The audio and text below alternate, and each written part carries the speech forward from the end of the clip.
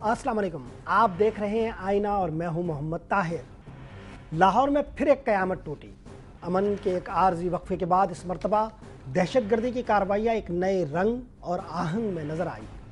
9/11 के बाद से आज तक जमात अहमदिया कभी भी दहशतगर्दों का हदफ नहीं रही, मगर जुमे की दोपहर लाहौर के इलाके मॉडल टाउन और घड़ी शाह में अहमदी मराकज़ पर यके बाद दीगरे हमले हुए। अहमदियों के दोनों मराकज़ के दरमियान तकरीबन 15 किलोमीटर का फासला है।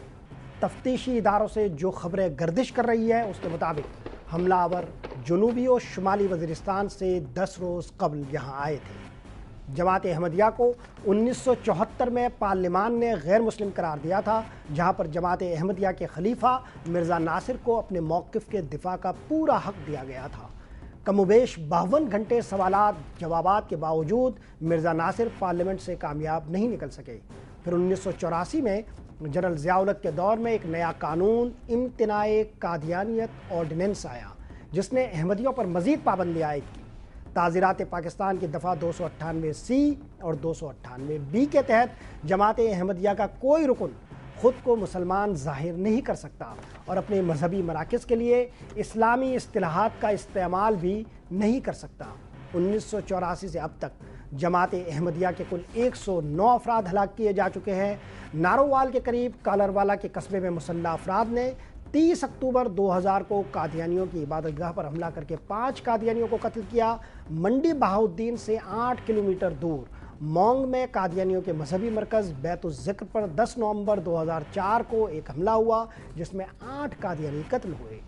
आम तौर पर इस किस्म के हमलों में मकामी वजूहात और ज़ाती दुश्मनियाँ कारफरमा नज़र आती थी, मगर लाहौर में होने वाले हालिया हमलों का सियाक व सबाक बिल्कुल मुख्तलिफ नज़र आता है।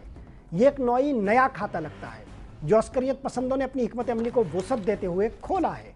कबायली एजेंसियों और खैबर पख्तूनख्वा के मुख्तलिफ शहरों में वाक़ सरकारी इदारों पर होने वाले हमलों का तरीक़ा वारदात लाहौर और रावलपिंडी में किए जाने वाले हमलों से ज़रा मुख्तलिफ है। आम तौर पर खैबर पख्तूनख्वा और कबायली एजेंसियों में पैदल खुदकुश बमबार इस्तेमाल हुए या फिर खुदकुश हमलावरों ने बारूद भरी गाड़ियाँ अपने तयशुदा अहदाफ की बैरूनी दीवारों से आम तौर पर टकराई।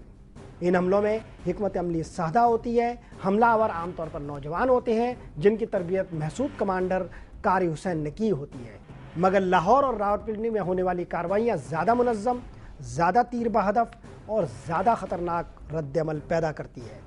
हमलावर पहले से मुकर्ररा हदफ की छानबीन करते हैं, फिर उस हदफ को काबिल अमल बनाने के लिए नक्शे बनाते हैं, अपने और अपने मतलूबा अहदाफ के नुकसानात का खूब अंदाज़ा लगाते हैं, फिर एक मनसूबाबंदी के साथ अपने अहदाफ को निशाना बनाते हैं। इन हमलों में सिर्फ खुदकुश हमलावर नहीं होते, गन फाइटर भी होते हैं। फिर इन हमलों में ये कुछ देर मतलूबा हदफ पर क़याम करना मुमकिन बनाते हैं और इसलिए वक्त का इंतखाब भी सोच समझ कर करते हैं।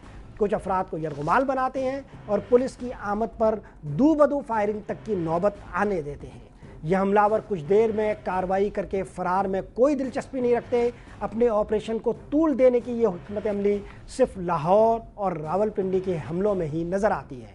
इन हमलों से आम तौर पर पाकिस्तानी इदारों की कमज़ोरियों को नुमाया किया जाता है, अपने आसाब की मजबूती का एहसास दिलाया जाता है और ज़्यादा से ज़्यादा आलमी सतह पर कवरेज हासिल की जाती है, जिसके नतीजे में ख़ुद पाकिस्तानी रियासत एक दबाव महसूस करती है और उन अनासिर से निमटने की दुश्वारियों को मद्देनज़र रखते हुए उनसे मामला तय करने की तरफ राग़िब होने लगती है। लाहौर में ये हमले एक ऐसे वक्त में ही हुए हैं जब अमेरिका और उसके इत्तेहादी शुमाली वज़ीरिस्तान में फ़ौजी ऑपरेशन के लिए ज़ोर दे रहे हैं और पाकिस्तान के अस्करी इदारे इसे अपनी बुनियादी हिकमत अमली के ख़िलाफ़ महसूस करते हैं।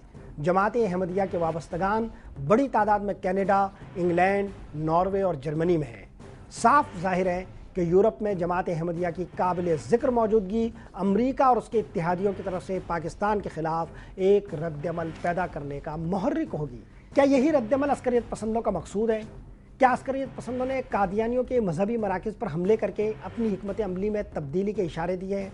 और पंजाब हुकूमत इन वाक़याती बेखबरी के लिए आखिर क्या कर रही है? ये सवालात उठाते हैं अपने माहिरीन के सामने, मगर एक वक्फ़े के बाद।